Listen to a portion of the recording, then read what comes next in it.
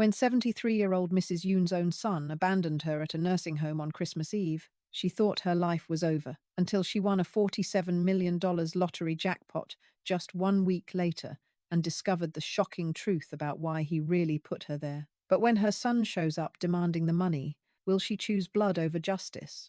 My son Ri-hyuk won't look me in the eyes as he carries my last suitcase into this cold, sterile room that smells like disinfectant and old age. The walls are painted that awful hospital green that makes everyone look sick, and there's a bed with metal rails like I'm already half dead. He sets my things down on the narrow dresser and finally turns around, but his face looks like he's attending a funeral.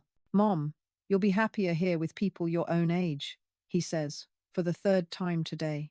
Like saying it more will make it true. His wife Jessica waits in the hallway, tapping her expensive shoes on the linoleum floor and checking her phone every few seconds. She hasn't said a word to me since we left my house, the house where I raised Ri-hyuk by myself after his father died when he was just 12 years old. I sit down on the edge of the bed and feel the thin mattress sag under my weight. Through the small window, I can see other families in the parking lot hugging their elderly relatives goodbye, but at least they look sad about it.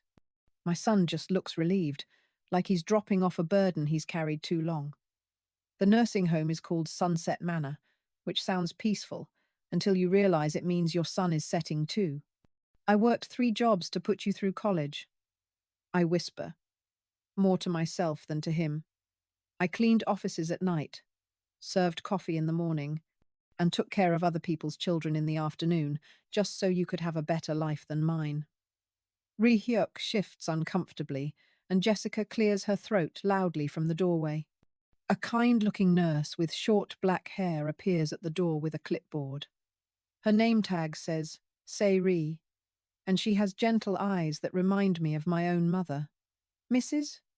Yoon, I'll be taking care of you during the day shift. Would you like me to show you around the common areas?" Her voice is soft and respectful. Nothing like the way my son has been talking to me lately. "Actually, we need to get going," Ri-hyuk interrupts before I can answer. "Jessica's parents are expecting us for dinner, and we're already running late." He bends down and gives me a quick hug that feels more like he's checking off a box on his to-do list. "I'll call you tomorrow, okay, Mom?" But tomorrow comes and goes without a phone call. So does the next day, and the next. Christmas is only a week away, and I keep thinking he'll remember that it's my favorite holiday. I taught him to love Christmas morning when he was little, how we'd make pancakes shaped like snowmen and hot chocolate with extra marshmallows. We'd open presents slowly, savoring each gift, and then spend the afternoon watching old movies together on the couch. Seri finds me crying in the common room on my 3rd day here, staring at the fake Christmas tree with its perfect plastic branches and lights that blink in the same pattern over and over. My son promised he'd visit on Christmas Day, I tell her, wiping my eyes with a tissue that feels like sandpaper. He's never missed Christmas with me. Not once in 43 years. She sits down beside me on the uncomfortable couch and hands me a better tissue from her pocket. "Maybe he will come, Mrs. Yoon. Sometimes people just need time to adjust to big changes." But I can hear the doubt in her voice. And I know she's seen this story play out with other families before. That evening, I'm unpacking the last of my belongings when I find the lottery ticket tucked inside my old jewelry box. I bought it 3 days ago at the corner store near my house, right before Ri-hyuk picked me up. The numbers are the same ones I've played every week for 20 years. His birthday, my wedding anniversary, the day we bought our first house, and 2 random numbers that just felt lucky. I almost throw it away because what's the point of hoping for anything good anymore, but something stops me. 7 days crawl by like they're moving through thick mud, and every morning I wake up hoping today will be different. The other residents try to include me in their activities. There's bingo on Tuesday, craft time on Wednesday, and something called Memory Lane on Thursday where we're supposed to share stories from our past. But all my good memories have my son in them. And talking about him just makes the pain in my chest feel sharper.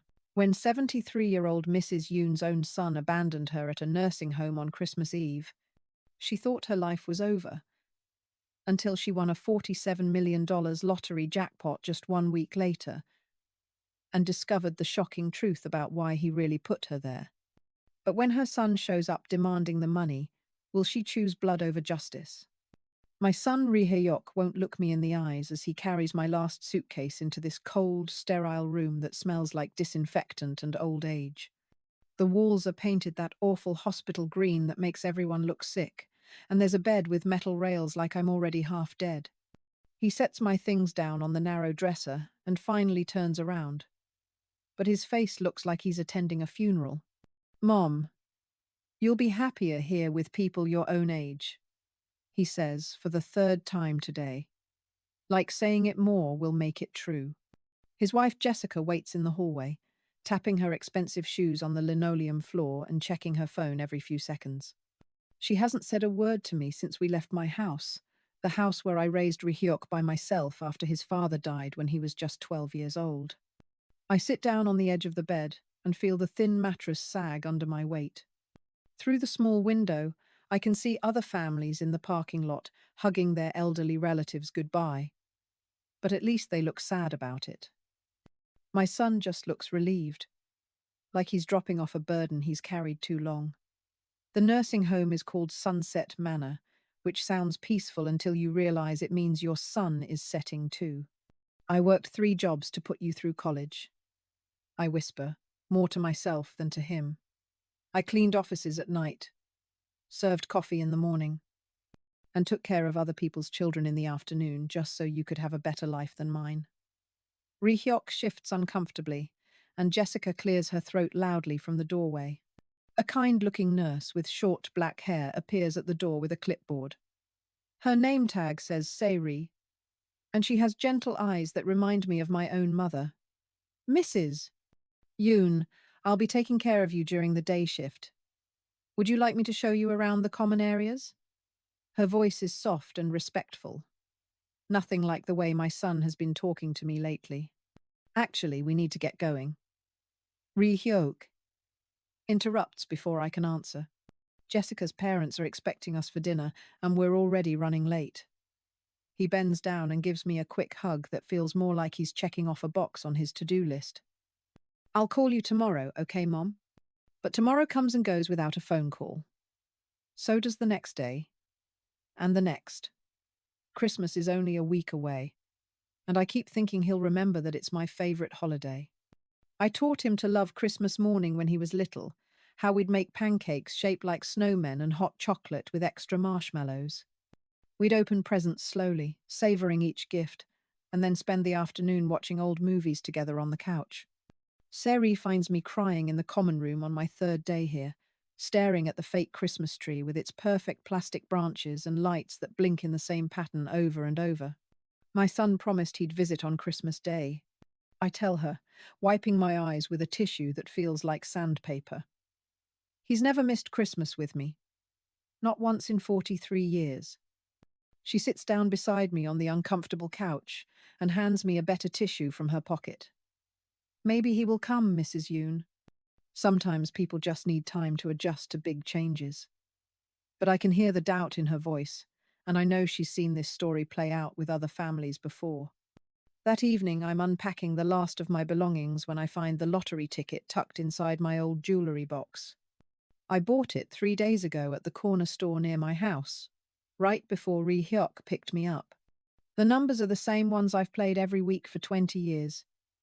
His birthday, my wedding anniversary, the day we bought our first house, and 2 random numbers that just felt lucky. I almost throw it away because what's the point of hoping for anything good anymore, but something stops me. 7 days crawl by like they're moving through thick mud. And every morning I wake up hoping today will be different.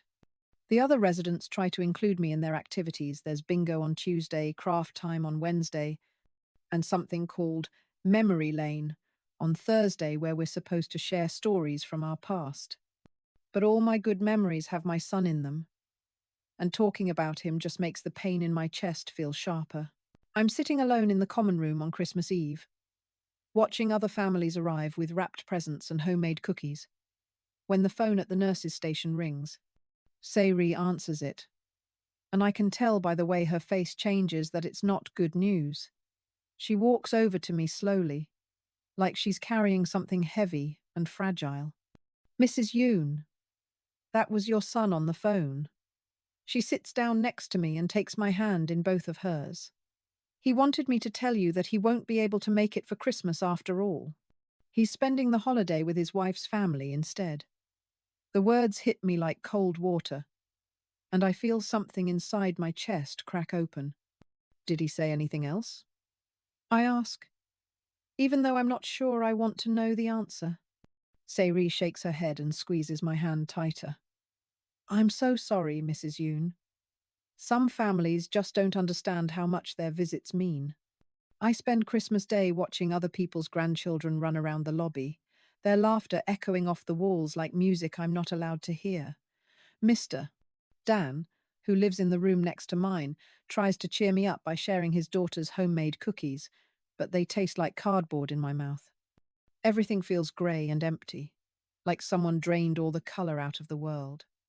That night, I'm lying in bed listening to the sounds of the building settling around me when I remember the lottery ticket in my jewellery box. The drawing was supposed to be tonight, and for some reason I can't get it out of my mind. I get up and turn on the small television in my room, flipping through channels until I find the local news station. The lottery drawing starts at exactly 10 o'clock. 2. And I hold my breath as the announcer introduces tonight's jackpot. Good evening, everyone, and welcome to tonight's Christmas lottery drawing. Tonight's jackpot has grown to $47 million, the largest in our state's history. My hands start shaking as I pull out my ticket and smooth it flat on my lap. The first number they call is 23, Hyok's birthday. My heart starts beating faster. The second number is 14, my wedding anniversary. I can barely breathe now. The third number is 8, the day we bought our first house. The fourth number is 31, one of my lucky numbers. I'm gripping the ticket so hard it's starting to tear at the edges. And tonight's final number is 42. I stare at my ticket in complete shock. Every single number matches perfectly. The announcer's voice seems to come from very far away as he repeats the winning numbers and congratulates tonight's winner. If you have tonight's winning ticket, you've just won $47 million. I sit there for a long time, holding the ticket and trying to understand what just happened. Through my thin walls, I can hear Mr. Dan's television playing an old Christmas movie, and somewhere down the hall, someone is crying softly. The building creaks and settles around me like it's trying to whisper secrets, but all I can think about is how my son abandoned me here just 7 days ago. Seiri appears at my door in her pajamas and robe, her hair messy from sleep. Mrs. Yoon, I heard your television and wanted to make sure you were okay. It's pretty late. She notices the lottery ticket in my hands and the expression on my face. Is everything all right? I hold up the ticket with trembling fingers and point at the television screen where they're still showing tonight's winning numbers. Seiri looks at the ticket, then at the screen, then back at the ticket. Her eyes get wide and she covers her mouth with her hand. Mrs. Yoon, did you just win the lottery? She whispers, like saying it too loud might make it disappear. I nod slowly, still not quite believing it myself. $47 million.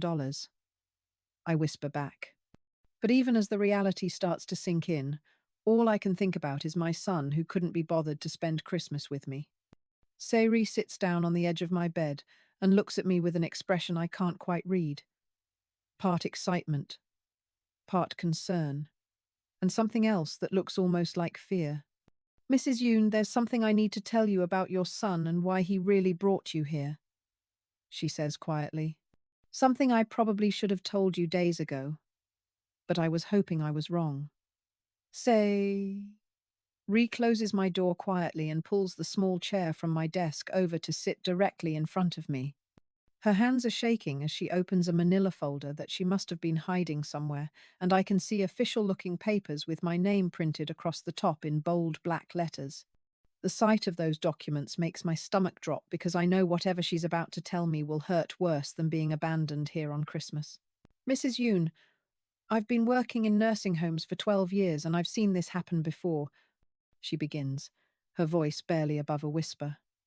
Your son didn't just decide to put you here because he thought you'd be happier. He's been planning this for months, maybe longer. She pulls out the first document and shows it to me. It's a legal form with Hyok's signature at the bottom, requesting a mental competency evaluation for his mother. My hands feel numb as I take the paper from her. The words swim in front of my eyes, but I can make out phrases like declining cognitive function and unable to manage finances independently and poses a danger to herself. Each word feels like a slap across my face because none of it is true. And my own son wrote these lies about me. There's more. Say, Ree continues, pulling out another stack of papers. He's been telling people that you have dementia, that you've been forgetting to pay bills and leaving the stove on. He even told the doctor here that you've been talking to people who aren't there. I stare at her in complete shock because I've never done any of those things. My mind is as sharp as it's ever been. Sharper than most people half my age. Seri leans forward and takes my hands in hers.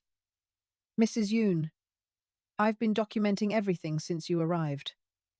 Every conversation we've had, every activity you've participated in, every time you've helped other residents or solved problems that the staff couldn't figure out. You're not losing your mind. You're being set up.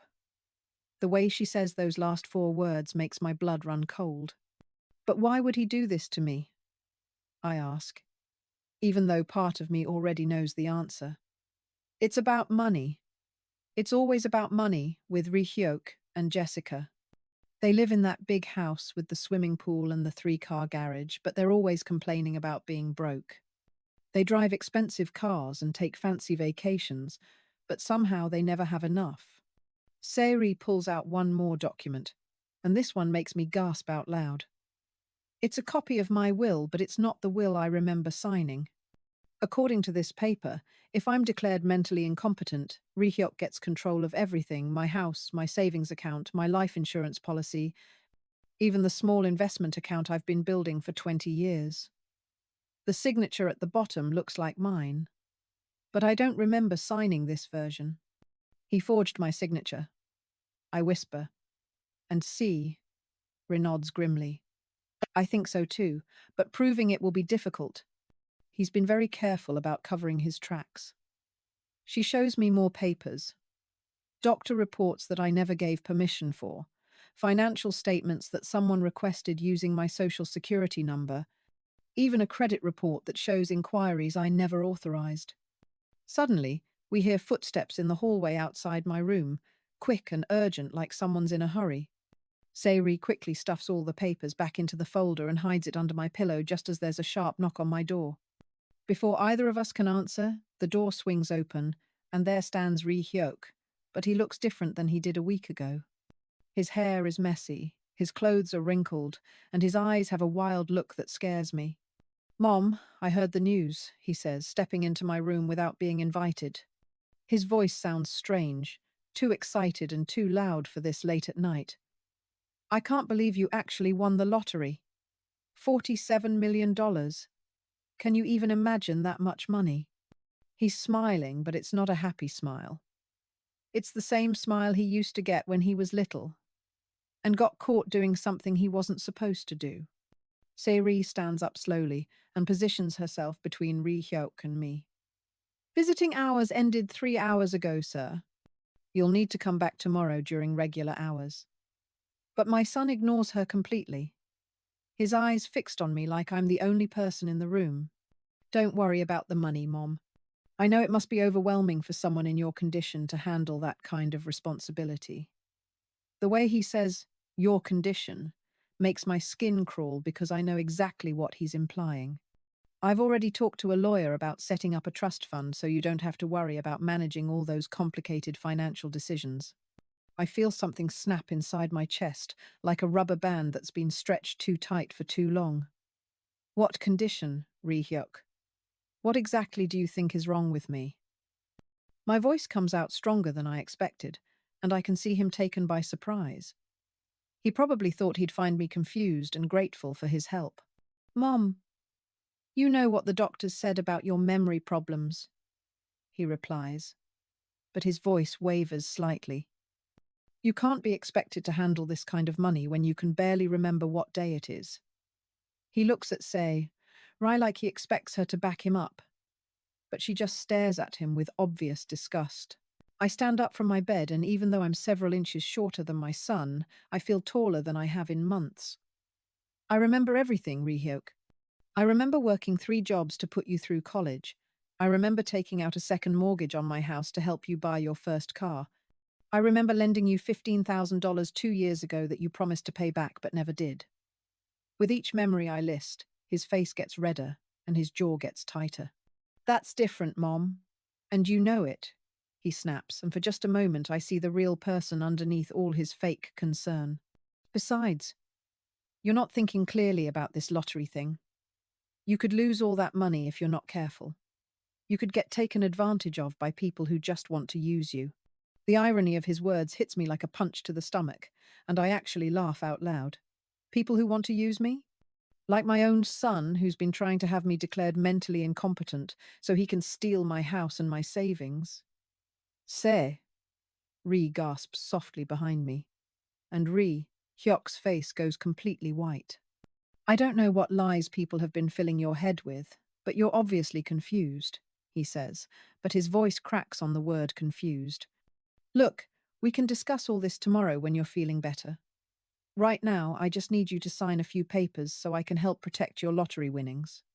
He reaches into his jacket pocket and pulls out a folded document, and I know without looking that it's probably some kind of power of attorney form that would give him control over my money. Seri moves closer to me, and I can feel her support giving me strength I didn't know I still had. Get out of my room, I say quietly, and the words hang in the air like they're made of steel. Get out of my room, and don't come back until you're ready to tell me the truth about why you really put me in this place. Hyok's face transforms from fake concern to raw anger faster than I've ever seen anyone's expression shift. The mask he's been wearing for months finally slips completely, and I'm looking at a stranger who happens to share my DNA. His hands clench into fists at his sides, and for a terrifying moment, I think he might actually hit me. You ungrateful old woman, he hisses through gritted teeth. Do you have any idea what I've sacrificed for you over the years? Do you know how hard it's been taking care of you while trying to build my own life? Spittle flies from his mouth as he talks, and I can see veins bulging in his neck. This is my son, the baby I rocked to sleep every night for 2 years after his father died. Sarai steps forward with her phone already in her hand. I'm calling security right now if you don't lower your voice and step back from Mrs. Yoon. But Rihyuk whirls around to face her with such fury that she actually takes a step backward. This is between me and my mother, so stay out of it, he snarls. She's not your family, she's mine. And I know what's best for her, better than some nurse who's known her for a week.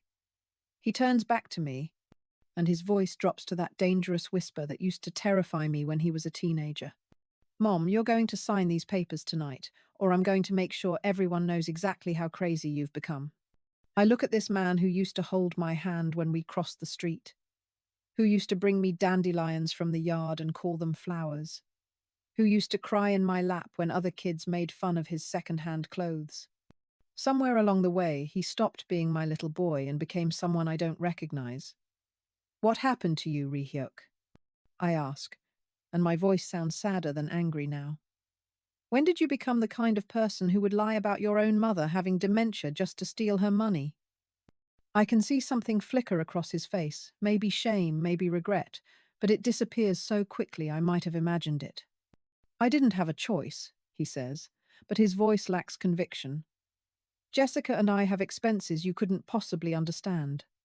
The house payment, the car payments, her credit card bills. You have no idea how expensive it is to maintain the kind of life we've built. He runs his hands through his hair, making it even messier. And then you're just sitting in that old house, hoarding money you'll never spend, refusing to help your own son when he needs it. The truth hits me like a physical blow. You've been planning this for a long time, haven't you? Even before you knew about the lottery. I sink back down onto my bed, because my legs suddenly feel too weak to hold me up. How long have you been telling people I have dementia? Ri-hyuk shifts uncomfortably and won't meet my eyes. It started small, just mentioning to a few people that you seemed forgetful sometimes. Then Jessica suggested that maybe we should look into getting you some help, and one thing led to another. He's talking faster now, like he's trying to justify something he knows is wrong. But then you won all that money, and everything got complicated. Seiri has been quiet during this exchange, but now she speaks up with steel in her voice. Mr. Yoon, I have documentation proving that your mother shows no signs of cognitive decline. I also have copies of all the paperwork you filed trying to have her declared incompetent. If you try to take her lottery winnings, I will make sure every newspaper and television station in the state knows exactly what kind of son abandons his mother at Christmas and then tries to steal her money. The threat hangs in the air like smoke, and I can see Ri-hyuk calculating his options. He looks at me, then at Seiri, then at the folder of documents that's still hidden under my pillow. His shoulders slump slightly, and for just a moment, he looks like the lost little boy he used to be. You don't understand the pressure I'm under, he says, and his voice cracks slightly. Jessica's parents think I'm a failure, because I can't provide for their daughter the way they think she deserves. Her father keeps talking about what a mistake she made marrying someone from a poor family. I just wanted to prove that I could take care of her, that I could give her everything she wanted. I feel a stab of sympathy for him despite everything he's done to me. So you decided to take care of your wife by betraying your mother? I ask gently. Ri-hyuk, I would have helped you if you'd just asked. I would have done anything for you, just like I always have. But instead you chose to lie and manipulate and try to steal from me. He looks up at me with tears in his eyes. And for a moment, I think maybe we can fix this. Maybe my son is still in there somewhere, buried under all the greed and desperation. But then his phone buzzes with a text message. And when he reads it, his face hardens again. Jessica wants to know if I got the papers signed yet, he says, and his voice is cold again. She's been planning how we're going to spend the money since she heard about your lottery win. We've already put a deposit down on a bigger house. He straightens up and adjusts his jacket like he's preparing for battle. Mom, I'm not leaving here tonight without your signature on these documents.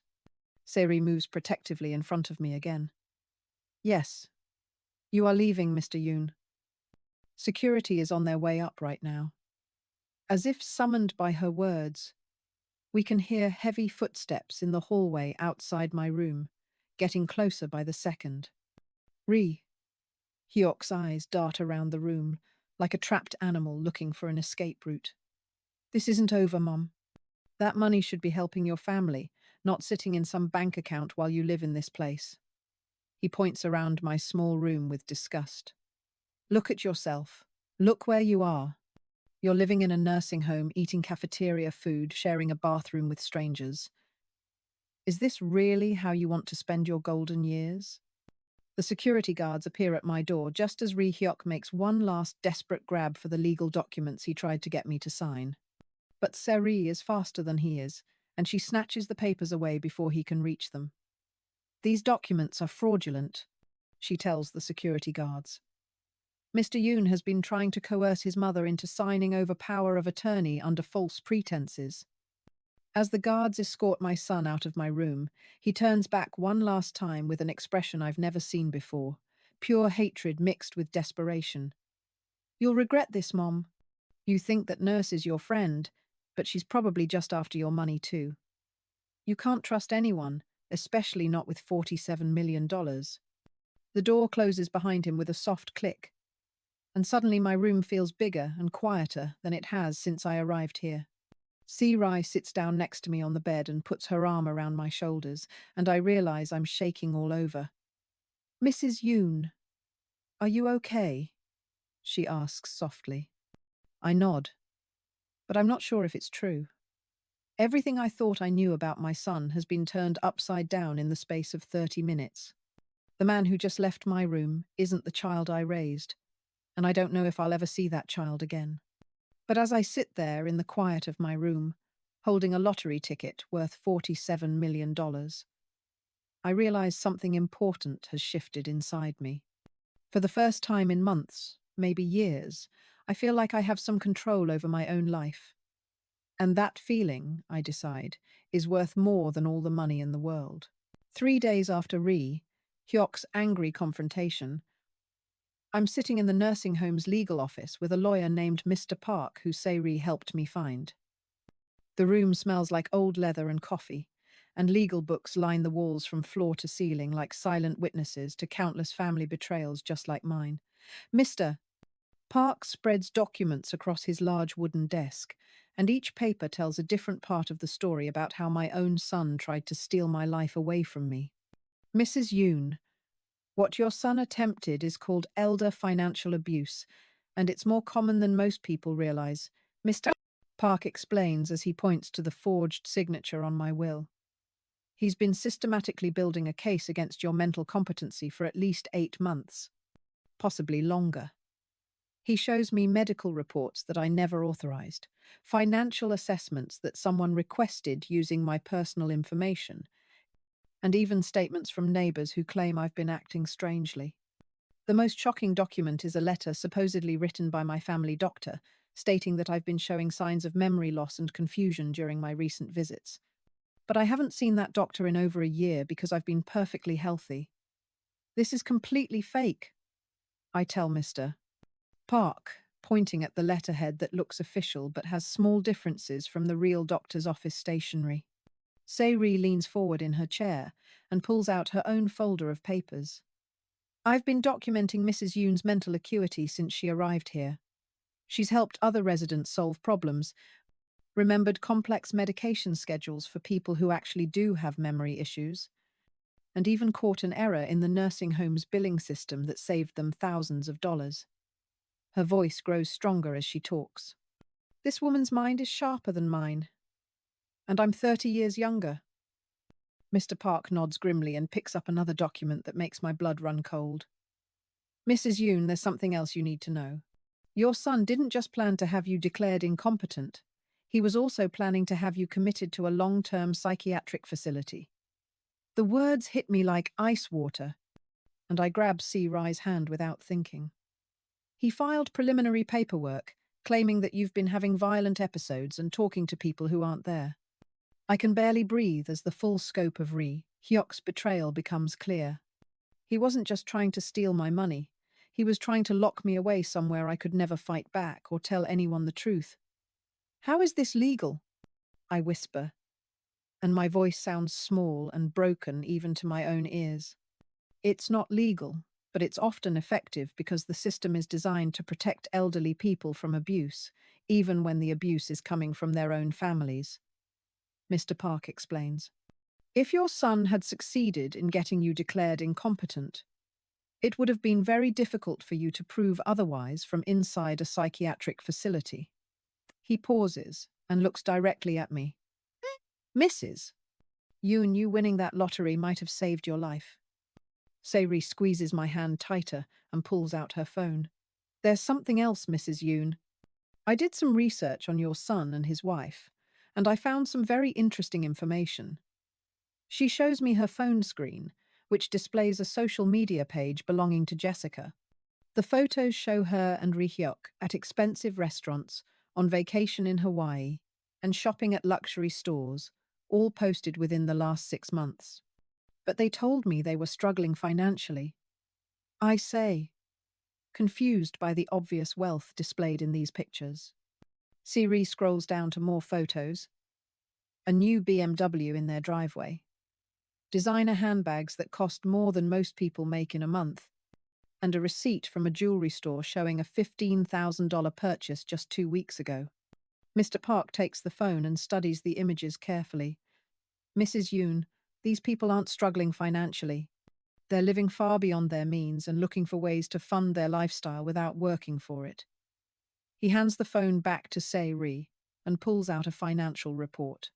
I ran a credit check on your son with your permission, and he has over $200,000 in credit card debt, 3 car loans, and a mortgage that's twice what his income can support. The pieces of the puzzle start falling into place, and I feel sick to my stomach. So they've been planning to use my money to pay off their debts and continue living like rich people, I say. And it's not really a question because the answer is obvious. How long have they been planning this? Seri looks uncomfortable as she pulls out one more document. Mrs. Yoon, I found something else that you're not going to like. Jessica posted something on her social media page 3 months ago, long before you won the lottery. She shows me a post that says, sometimes you have to make hard decisions about family members who can't take care of themselves anymore. It's difficult, but sometimes putting someone in a care facility is the most loving thing you can do. The post has dozens of comments from Jessica's friends, all praising her for being so caring and responsible. But the date stamp shows it was posted in September, months before Ri Hyuk ever mentioned putting me in a nursing home. They were already planning this, I whisper, and the betrayal feels fresh and sharp all over again. Mr. Park closes his folder and looks at me seriously. Mrs. Yoon, we have enough evidence to file criminal charges against your son for elder abuse, fraud, and attempted theft. We can also sue him for emotional damages and get a restraining order to keep him away from you. He pauses and his expression softens. But I need to warn you that fighting your own son in court will be emotionally devastating, even if we win. Before I can respond, there's a sharp knock on the office door. Seri jumps up to answer it, and when she opens the door, my heart nearly stops. Standing there is Jessica, but she looks completely different from the poised woman I've known for 5 years. Her hair is messy, her makeup is smeared, and her expensive clothes are wrinkled like she slept in them. I need to talk to Mrs. Yoon right now, Jessica demands, pushing past Seri into the office. Her eyes are red and wild, and she's carrying a large purse that she clutches against her chest like a shield. I know you're all plotting against Ri Hyuk, but you don't understand what you're doing to our family. Mr. Park stands up and positions himself between Jessica and me. Ma'am, this is a private legal consultation, and you need to leave immediately.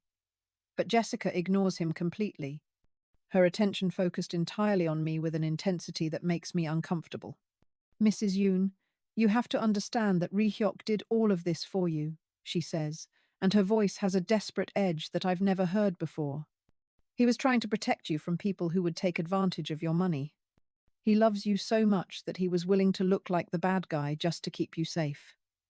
Tears start streaming down her face, but they look more like tears of frustration than sadness. I look at this woman who helped my son plan to steal my life away, and I feel something inside me harden into steel.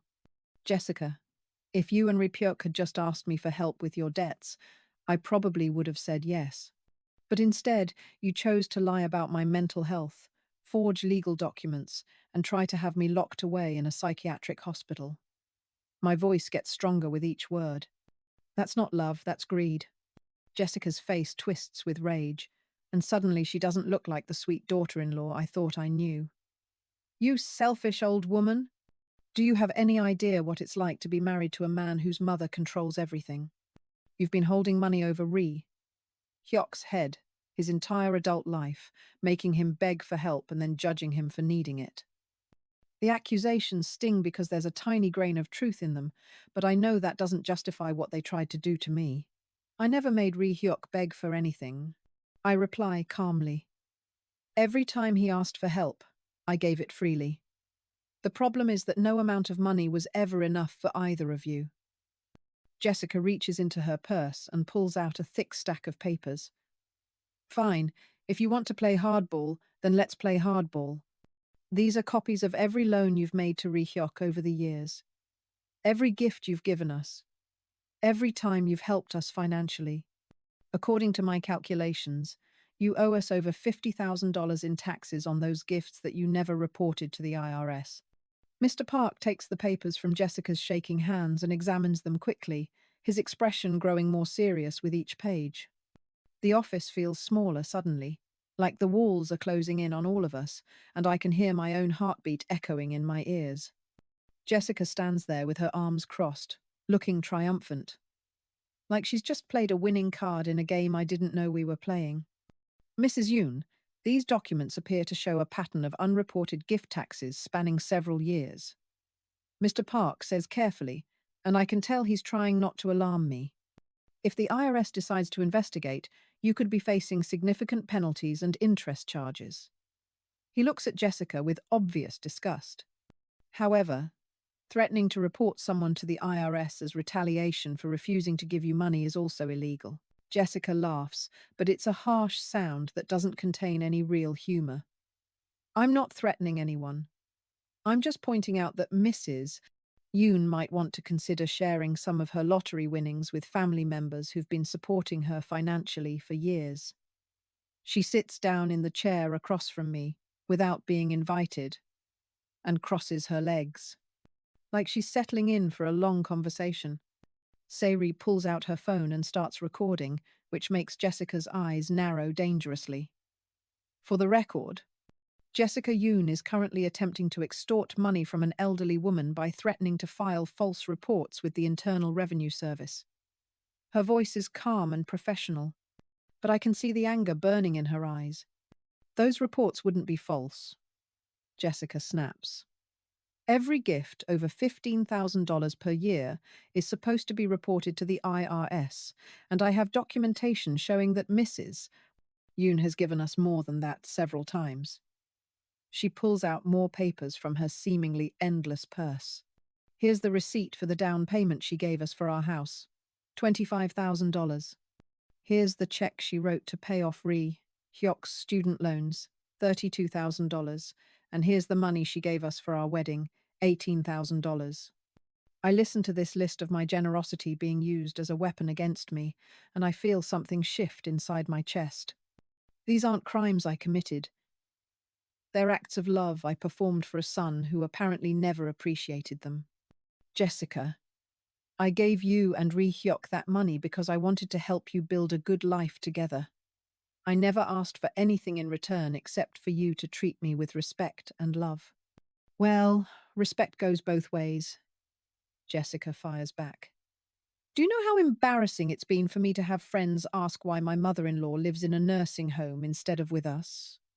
Do you know what people think about a family that abandons their elderly relatives? Her voice gets louder and more shrill with each word. We've been trying to take care of you for years, and this is how you repay us. Mr. Park clears his throat and speaks in the kind of voice that cuts through chaos like a knife. Mrs. Jessica Yoon, you and your husband attempted to have Mrs. Yoon declared mentally incompetent through fraudulent means, forged legal documents, and planned to have her committed to a psychiatric facility against her will. None of that constitutes taking care of anyone. Jessica's face turns red, and she stands up so quickly that her chair falls over backward. You don't know what you're talking about. Hyok was trying to protect his mother from herself. She's been making poor decisions for months, forgetting important things, acting confused about simple matters. She points at me accusingly. Just because she seems fine right now doesn't mean she was fine 6 months ago. Sairi stops recording and looks directly at Jessica. I've reviewed Mrs. Yoon's medical records from before she came to the nursing home. There's no evidence of cognitive decline, memory loss, or confusion. In fact, her last physical exam showed that she's in excellent health for her age, both mentally and physically. She pauses and her voice gets colder. The only confusion seems to be in your understanding of elder abuse laws. Jessica realizes she's losing this battle, and I can see her calculating her next move. She sits back down, and suddenly her whole demeanor shifts, becoming softer and more vulnerable. Mrs. Yoon, please don't let these people turn you against your own family. Hyok made some mistakes, but he's still your son. He still loves you, even if he didn't show it in the best way. Tears start flowing down her cheeks again. We have 3 kids to think about. Your grandchildren. Do you really want to destroy their father over money? The mention of grandchildren hits me like a physical blow because I haven't seen them in over a year. Hyok and Jessica always had excuses for why the kids couldn't visit. They were too busy with school. They had sports commitments. They were spending time with Jessica's family. Now I realize those might have been lies too. Just another way to isolate me from the people I love. Where are my grandchildren, Jessica? I ask quietly. Why haven't I seen them since last Christmas? Why don't they ever call me or visit me? I can see her face change as she realizes she's walked into a trap of her own making. They've been busy with their own lives, she says weakly. Kids these days are so focused on their phones and their friends that they don't really think about visiting grandparents. But her voice lacks conviction, and I can see Mr. Park taking notes about this conversation. Sayri leans forward and speaks gently. Mrs. Yoon, have you ever tried calling your grandchildren directly? Do you have their phone numbers? I shake my head because Ri-hyuk always said the kids would call me when they had time, but that call never came. Jessica, I want to see my grandchildren, I say, and my voice is stronger than it's been all day. I want to talk to them and explain what's been happening. They deserve to know the truth about why their grandmother is living in a nursing home. I can see panic flash across Jessica's face, and I know I've hit on something important. That's not a good idea right now, Jessica says quickly. The kids are dealing with a lot of stress because of all this family drama. It wouldn't be fair to burden them with adult problems. She stands up again and starts stuffing papers back into her purse. Maybe once everything settles down and we can work out a reasonable arrangement about the lottery money, then we can talk about visits. Mr. Park sets down his pen and looks at Jessica with the kind of expression that probably makes criminals confess to crimes they didn't commit. Mrs. Yoon has every legal right to contact her grandchildren, and any attempt to prevent that contact could be considered additional elder abuse. He turns to me. Mrs. Yoon, would you like me to help you arrange a meeting with your grandchildren? Before I can answer, Jessica's phone rings with a loud, jarring tone that makes everyone in the room jump. She looks at the caller ID, and her face goes completely white. It's Ri-hyuk, she whispers, and for the first time since she walked into this office, she looks genuinely frightened. She answers the phone and immediately starts talking in rapid, hushed tones. No, I couldn't get her to sign anything. She has lawyers now, and they're recording everything I say. There's a pause while she listens to whatever Ri-hyuk is saying on the other end. I don't care what your credit card company said. This isn't working.